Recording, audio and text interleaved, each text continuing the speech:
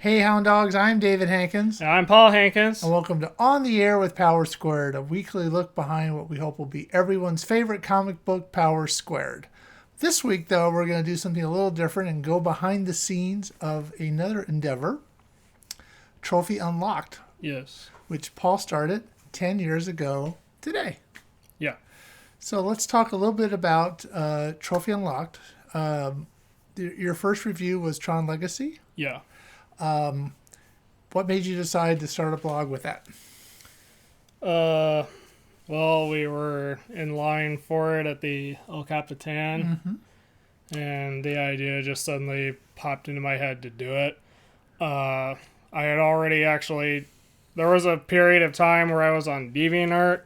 I've kind of erased that part, but and some of my journals on there, I would review stuff, and I liked doing it, so I decided to dedicate a blog to doing that. And how did you choose the name Trophy Unlocked?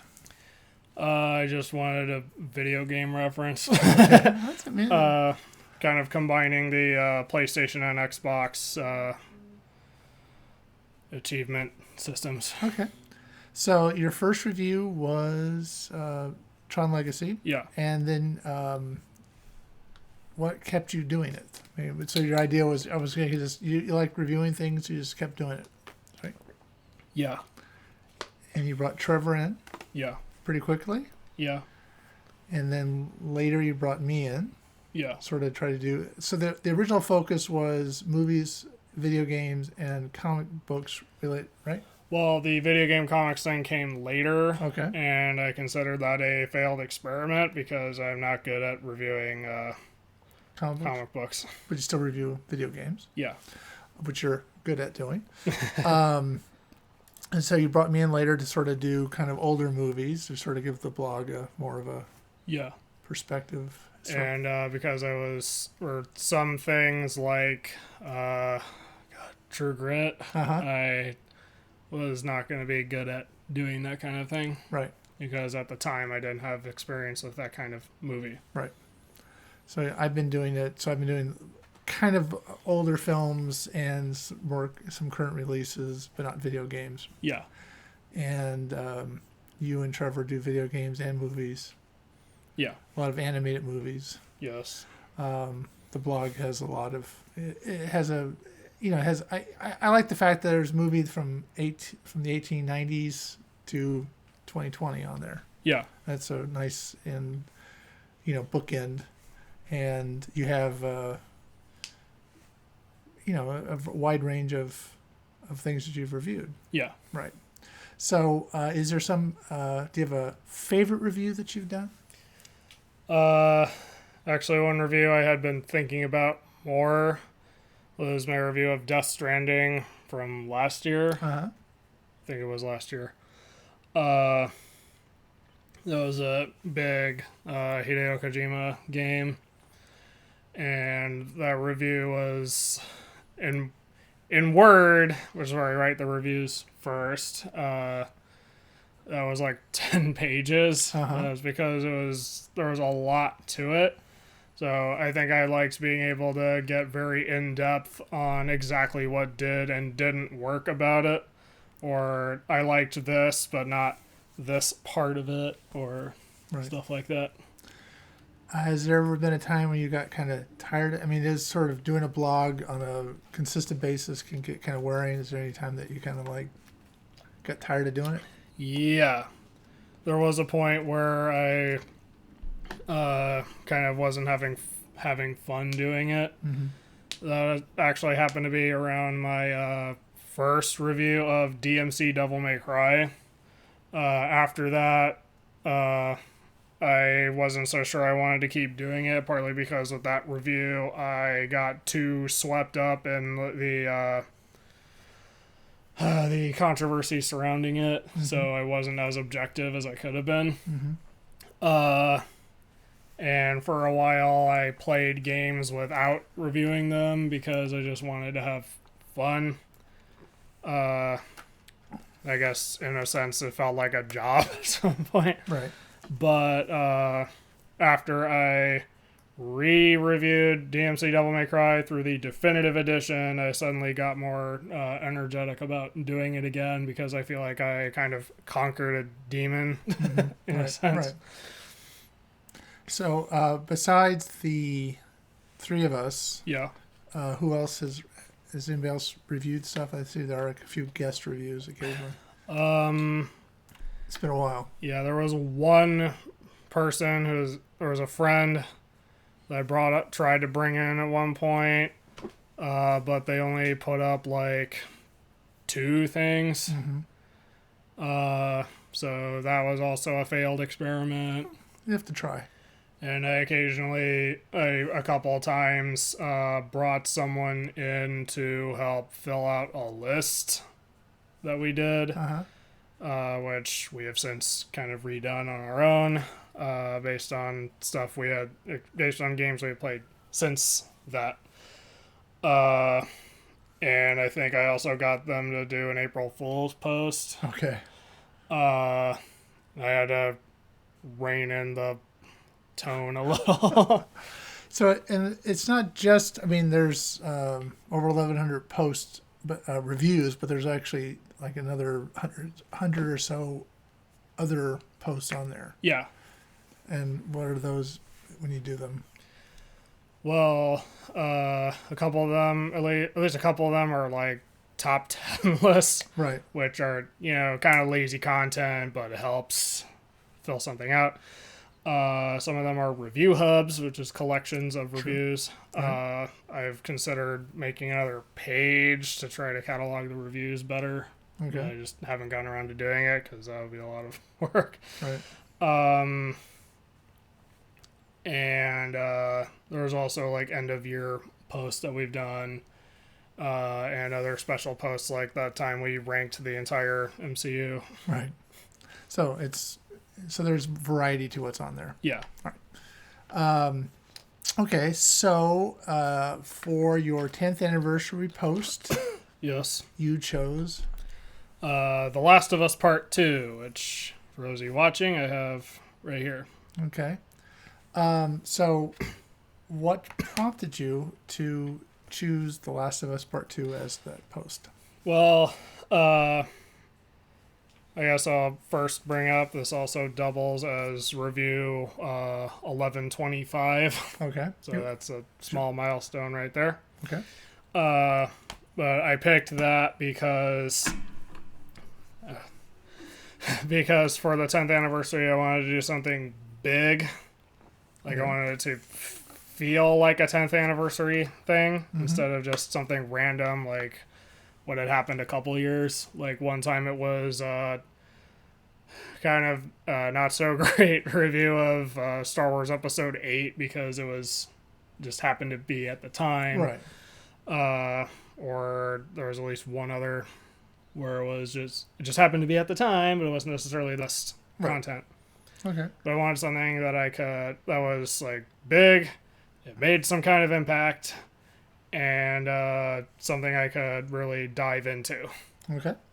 So, I'm holding up the Game right now. right for those listening. This won Game of the Year. Yeah, at the Game Awards and at the Golden Joystick Awards, I want to say. Okay. But I take it from your review and watching you play that would not have been your choice. No. Okay. So tell us about The Last of Us Part 2. What works, what doesn't work. And we also have a review up of that on the blog. Yes. It's right here. If you're listening, we're showing the website Trophy Unlocked with the review. Yeah, it's trophyunlocked.blogspot.com. I know it looks kind of basic, but I just don't know what to have as a background. Okay, that's fine. And we'll post it in the if you're listening, there'll be a link in the post. Yeah. So anyway, I guess for The Last of Us 2, the story is the most divisive part, so I'll save that for last, like I did in my review. Okay. So here's what did work. The graphics are legitimately impressive. At times, it feels like it's not a PS4 game and maybe an early PS5 game. It was impressive, just the level of detail they put into that world. The environmental storytelling was really on point. Like, you could look at something and kind of tell what happened. In the snow, when you walk, it leaves tracks and they stay there instead of disappearing. Right. The grass moves very realistically. When you modify your gun at a your guns at a workbench, you can actually see the whole gun animation, or the whole animation go through using stuff that's actually on the workbench. And the modifications physically stay on the gun, which is a detail that I had wanted in other games that I had played. The people are rendered really well. Just everything looks really good. And I cannot fault the game at any point for that. Okay. I will say I did encounter a couple bits of minor texture loading, but and one time I fell through the map. But those are just like small things in the grand scheme of things. It didn't really affect the visual experience that much. I also really liked the wealth of accessibility options. So with the Game Awards, that was kind of the one thing I really agreed with that it would get, which was innovation and accessibility, which was introduced this year. But pretty much anyone of any skill level or any ability can play this game. Okay. And maybe beat it. Okay. So that was again, I can't fault the game for that. Okay. I noticed when you were playing, though, so there were some things that you can't, as the player, change. Right. They're just sort of there for you, and you have to watch it happen. Yeah. Is that I imagine it's not a good thing for a video game. Yeah. Let me. Sure. Save that. Sure. So then the voice acting was good, but those are good voice actors, so it's kind of a given. And the music fit thematically with the music from the original, where it was acoustic guitar. Okay. Most of the time, I want to say. So then the story is where it's not so good. Okay. What about the story? Okay, so I guess I'll start off by saying that when I played the original Last of Us, I'm holding up the remastered copy on PS4, I thought that ending was perfect because no matter how you feel about what Joel did at the end of that game, his actions fit with his character up to that point. And it was perfectly open-ended. It was open to discussion on whether or not you agreed with what Joel did. Okay. So The Last of Us Part 2 is an unnecessary sequel, but unnecessary sequels can be good, like Portal 2. Or maybe Spider-Man 2, depending on who you talk to. Right. Spider-Man 2 was really good. Right. It was, yeah. Mainly my point is unnecessary sequels aren't necessarily a bad thing. Right. But with The Last of Us Part 2, as I was looking at it as a writer, I felt like it wanted to tell this very specific story, but they didn't know how exactly to bridge these specific events that they wanted to have happen. So they introduced some contrivance to try to make it work. Okay. Like, I guess I'm going to go into spoilers here because it's the only way to talk about that. So Joel dies early. What? Okay.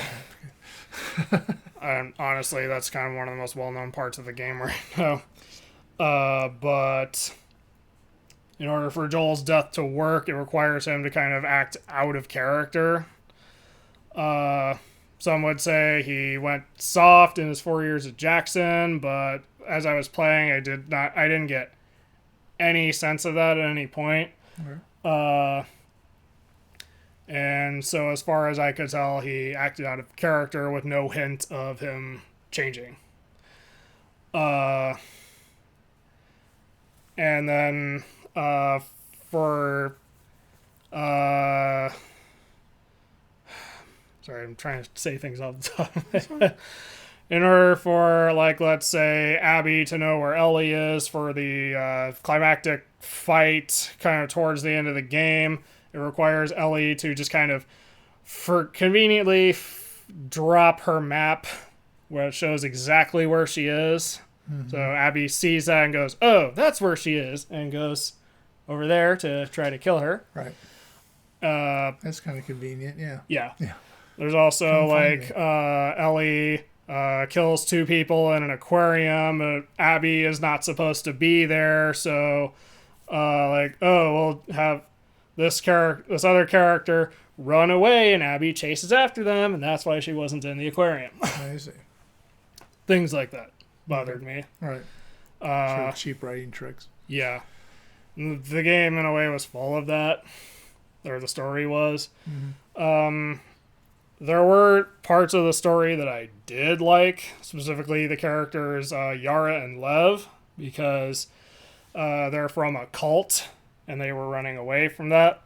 So that alone is kind of interesting. And then the idea of Abby bonding with Lev was interesting too, because it was these 2 warring factions, and they're caught up in a situation where they have to depend on each other to survive, mm-hmm. and they kind of question why they're fighting because of that. Okay. That's in general, that's an interesting storyline. Right. Drinking water. But the biggest part of the story was that it forces you to do certain things and then tries to make you feel bad about doing them. Which is the point I was trying to make earlier. Yeah. You can't change certain things that happen, right? Yeah. And that's all to point the home that revenge is bad, which is a generic message. Mm-hmm. But it doesn't really do anything with that or take advantage of the fact that it's a video game while doing that. Right. It's like, there's a point where you are forced to kill a dog to continue, and then the game, you have no ability to avoid killing that specific dog, like you could, theoretically, other dogs in the game. And then, when you play as Abby for half the game, or actually like 8 hours of it, mm-hmm. ish, there's a scene where you play fetch with that dog. Mm-hmm. And that dog is also a central character to Abby's side. So that felt like cheap manipulation. And then there's another point where you are, as Ellie, you are forced to kill a woman to advance her story, and then 5 seconds later you find out that woman was pregnant. So you don't know that going in, right? And then that's supposed to be a big shock. It's a life or death situation, though. Right? Yeah. And again, you had no choice not to kill the pregnant woman. Right. So that again feels like cheap manipulation. So it's like, oh my god, in your revenge, you killed this pregnant woman. It's like, you made me do that. I had no choice. Right. And in a video game, player agency is really important. Right. And so the story doesn't do much to take player agency into account. The only kind of player agency that's there is the gameplay, and even though the gameplay doesn't really innovate beyond the first game much, aside from like, oh, you can craft more things, or you can jump and go prone, and that's kind of it. Right. and it actually wasn't too challenging. It wasn't too difficult. I was playing on moderate, which is normal. So it wasn't too difficult. It was a little challenging to try to sneak past everyone. But there were actually a couple of times where I literally just ran right past everyone and there were no consequences. They couldn't catch me. So to me, that was kind of poor design. Right. There's a point, to give a specific example of that, there was a point where you're Abby and you're trying to escape with Yara and Lev through a cornfield. I think it's Yara and Lev at that point. Anyway, you're going through a cornfield, and I was sneaking past and doing stealth kills. And then at some point I thought, because I was also doing a collectibles run, I was like, wait, if the thing that I'm looking for is on that table right over there, I can see it. What if I just ran, grabbed it, and left? So I ran, grabbed it, and left. And got to the next thing, which triggered a mini cutscene, and then that reset the enemies back to the specific point where they're supposed to be. Oh, okay. And I was able to just get away with it. Right. And again, that was on moderate. So anyway, player agency is important for storytelling as well in a video game. Now with The Last of Us, I will say Last of Us 2, because of that, could have been done as a movie.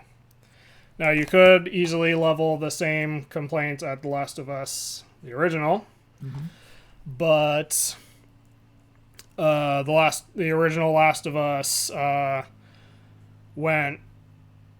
was told better to me, and the bonding between Joel and Ellie was part of the gameplay. Okay. And Last of Us Part 2, there wasn't as much of that, partly because with the original Last of Us, it really worked because you met Ellie at the same time Joel did, so you bonded with her at the same time he did. Right. With Last of Us Part 2, a lot of the newer characters have just... You're supposed to have the impression they have this history, but they're not written very interestingly beyond that. Okay. Now, I noticed that you brought some other games with you. Yes. Do you want to talk about... I assume they have something to do with your feelings about Last of Us Part 2. Yeah, because in my review, I decided to briefly go into games that talked about because the main thing of this is Last of Us 2 is a cycle of violence and the acts of revenge. So I decided to, in my review, talk about certain games that talked about the cycle of violence or just had dark themes but did it better. Okay. Undertale, for instance, I played the PS4 version, but right now I'm just holding up the sealed Switch copy because it was easier to dig out. Yeah, I was wondering, you played it, but it's sealed. Yeah. So anyway, Undertale. The cycle of violence is a major part of the storyline. However, that was also a core aspect of the gameplay. You can literally go the entire game without killing a single person, and your actions change the narrative and the ending. Yeah, so the ending though of Last of Us Part 2, I assume there's more of a trend now to let you kind of, as the player, lead the game to how it's going to end. Here you really don't have a choice. Yeah, you do not. There's a climactic in Last of Us 2. Again, major spoilers in case you guys at this point didn't Hadn't played it. Yeah. Anyway, in The Last of Us 2, there's a climactic fight between Ellie and Abby on a beach. I showed you that. And Ellie lets Abby go, and you can't change that. Right. It felt odd for her to let her go because she had already killed like hundreds of people, or at least 100 people to get to that point. And Then suddenly at the very end, she decides, oh, this is too far. Right. It didn't seem real. Yeah. Yeah. I mean, if you really want to kill somebody and you kill 100 people to get to them, you think you're going to kill the person. Yeah. Yeah. I'm sure that's debatable if it was justified, but Well, I think it would have gone down better if you had a choice. right. With Undertale, you have a choice. Right. And it even goes so far as to make you saving and loading the game a plot point. Not going to say how. Right. But that was done very cleverly. Okay. Metal Gear Solid 3. That's signed by Greg Berger. Okay. But anyway, Metal Gear Solid 3, I brought that up because I saw this video by the YouTuber Nakey Jakey, who talks about video games. Mm-hmm. And he brought up in his video about The Last of Us 2, he brought up this really good point. In Metal Gear Solid 3, you have the option to kill or sneak past everyone. Because it's a stealth game, ideally you wouldn't get into a situation where you kill people. Right. And if you were to shoot people, you can do it non-lethally. There is a boss called the Sorrow, whose fight takes place in this river, and all these... He's a ghost. Mm-hmm. And in this river, all these spirits come toward you. And it turns out that those spirits are all the people you chose to kill. Oh. That's pretty cool. Yeah. Yeah. You want to say you showed that, or yeah, that was pretty cool. And so the length of the fight and how difficult it is depends on how many people you decided to actually lethally attack in the game. I will say even if you go through it non-lethally, you have to go past the 4 Cobra unit members because there just has to be something. Mm-hmm. But basically, if you had chosen to go through the game non-lethally, the fight is much easier. Okay. And so you actually have control over that aspect of the game. Okay. So another one I brought up was Spec Ops: The Line. Holding up the video game. Clear shot. So in Spec Ops: The Line, it's about the character Walker, mm-hmm. His mental deterioration as he fights in Dubai. Okay. During war. And I will admit, there is one scene you can't change. I'm not going to actually spoil that because it's a very powerful moment. But there are points where you do have a choice on what to do. Like, for example, one character is strung up by the people, mm-hmm. and it looks like the game makes you shoot the civilians, but what it doesn't tell you, and is interesting to figure out, is if you shoot above the civilians, they will just scatter. Okay, makes sense. So you kind of choose how far Walker goes in certain situations. And then the ending of the game, you actually get to decide if Walker actually learned anything from his... what you learned at that point was senseless destruction that he caused and blamed on someone else. Mm-hmm. So you get to pick if he actually learned anything, and that changes the ending. If he... Depending on which ending you pick, you then get to decide if something else happens. Right. Like, if he goes peacefully or not. Okay. So you actually do have some control over that, and it handles the cycle of violence on part of the player as a central part of the narrative. Okay. I did bring up the last one I brought up was Ghost of Tsushima, which would have been Trevor's pick for Game of the Year. Right. Let's make sure you can clearly... Rolling up the game. I didn't play it, but Trevor did. It handled the it handled the revenge, from what he played, it handled the revenge themes better. Because it's more about main character Jin Sakai and how he feels about how he approaches defending Japan from the Mongols. It takes place during that part of Japanese history. And he's torn between the self-destructive ways of the samurai. Like, the honor of the samurai is attacking your enemies from the front.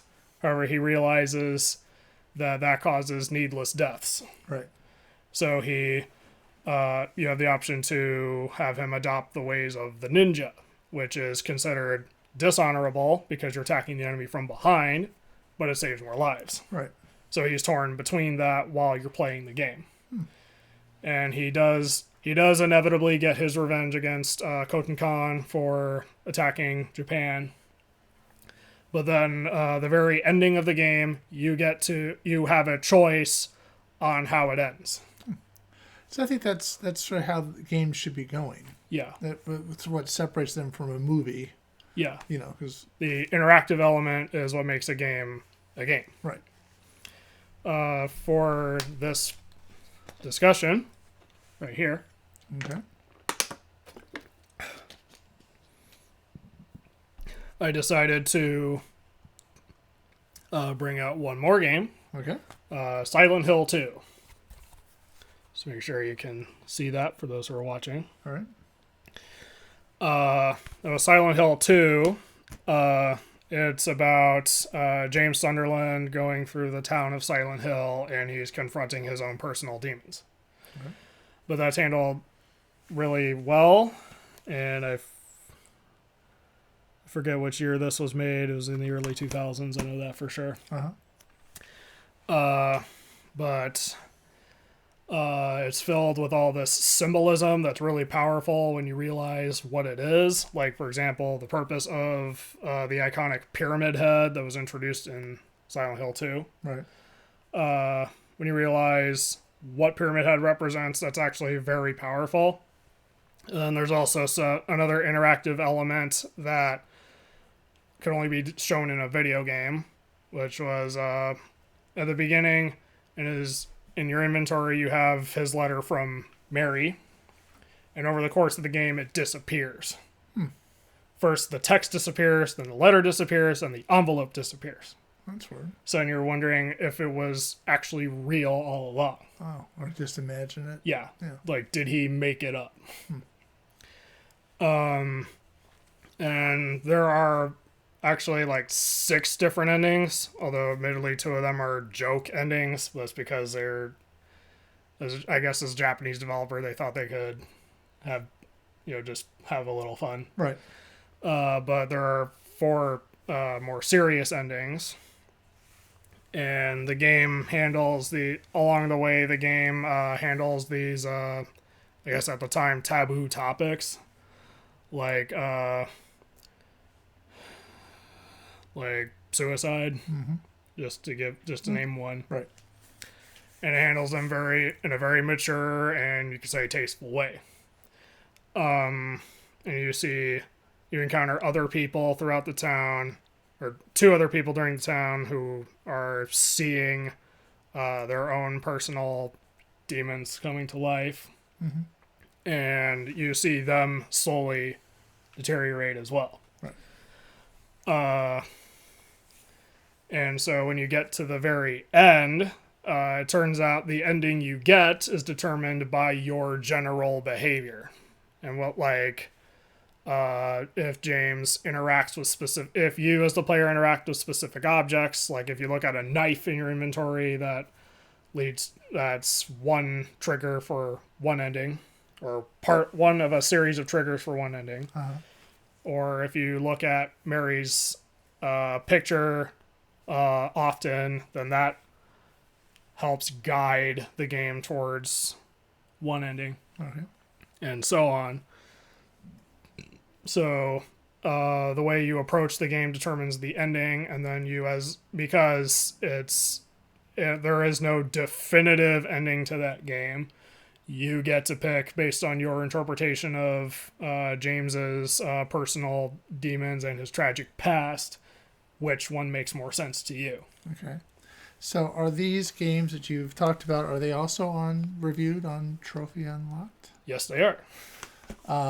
And so people can go there to see your and Trevor's opinions about these video games, or he wrote some of the reviews as well. Yeah.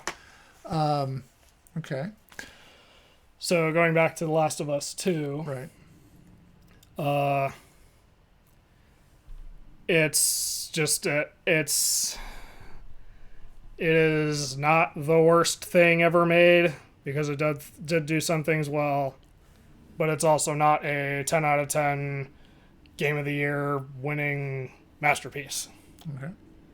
In terms of its writing or its direction or whatever awards. Can win pretty much everything. Yeah. But it's a very disappointing follow-up to the original game, and this is also coming from someone who liked Uncharted 4 and The Lost Legacy, which was the 2 games before that. So that makes me worried about the direction the company is going to take in the future, especially since The Last of Us 2 did win all those awards. That doesn't necessarily create an incentive to change. And the company you're talking about is? Naughty Dog. Okay. Just you have to make sure everybody... Yeah. Okay. But putting outside stuff aside, I'm not really sure I would recommend The Last of Us Part 2. Because it was 30 hours that I'm not sure I would get back. Okay. All right. And I will say I did go for this one last thing. I did actually get the Platinum Trophy, but only because it was easy. All right. So, again, these are all available on Trophy Unlocked. Yes. So, and what is going on with Trophy Unlocked besides this? We're still there's just to bring it up. We're doing Christmas and video games, right? Yeah. So there's other things going on. And you see this going on for a while. Yeah, I don't know how long, but we keep coming up with ideas and Right. things we could do. Like, at one point we want to reevaluate our opinions of the Star Wars prequels because of how disappointing the sequels turned out to be, with all 3 of them in context.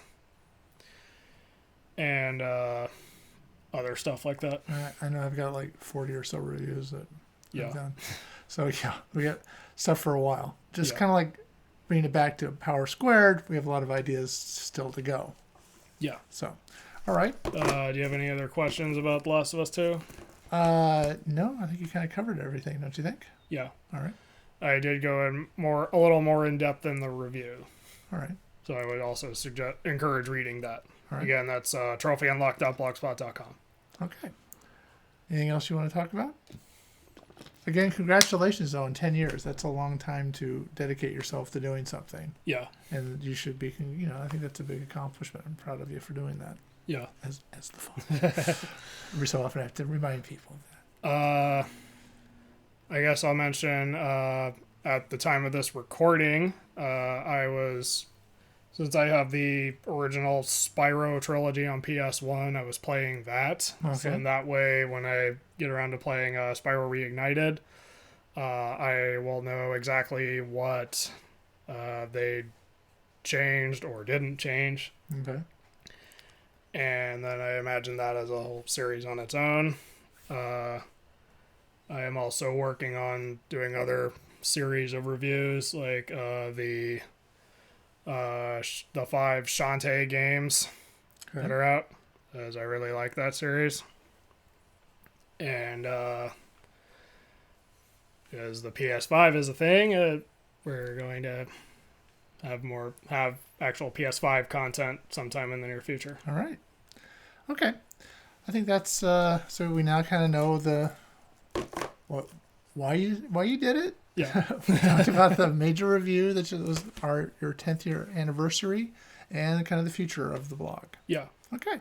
We encourage people when they're not reading Power Squared to go to Trophy Unlocked .blogspot.com.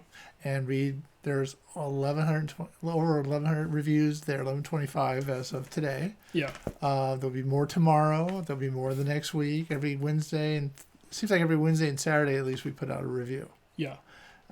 So there's a lot of content and there's a lot of stuff to look at in the going back. Yeah. One of the things I'm always fascinated by is that older reviews, people go back and like something again, Romeo and Juliet always surprised me how many people look at that on a regular basis. Yeah. But the fact that was something that was done years ago and people still go back to it. Yeah. It's kind of very interesting. The fact that people dig and read older stuff is kind of cool. And I guess speaking of older reviews, I wasn't too happy with some of them. Right. So I do plan to in the future redo some of them. But also still have newer stuff coming out. Like, for example, I do have a bunch of Prince of Persia reviews ready to go for when they put up the remake of Sands of Time. And I actually thought of replaying the original Assassin's Creed game as a Prince of Persia title. Okay. Well, I'll look forward to that. Yeah. Okay. Next week is Christmas. Yes. And we will have a special on the air with Power Squared. Yeah. Which we've pre-taped with actress Sue Price, who will be on to talk about herself and her love of Power Squared. That's right. So that's something to look forward to next week. So until then, I'm David Hankins. And I'm Paul Hankins. And you've been on the air with Power Squared.